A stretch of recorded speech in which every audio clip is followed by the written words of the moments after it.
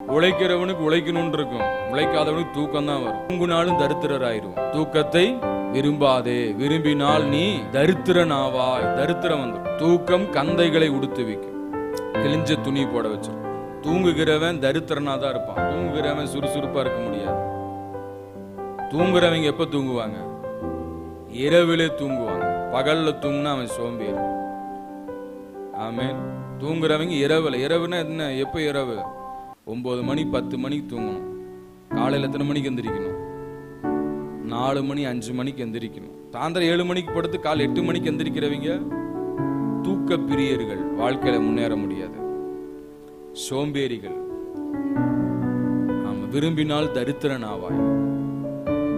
தூக்கத்தை விரும்ப, விழிப்பா இருக்கணும், பிரயாசப்படணும், உழைக்கணும். அல்லேலூயா சொல்லுங்க, ஒரு அல்லேலூயா.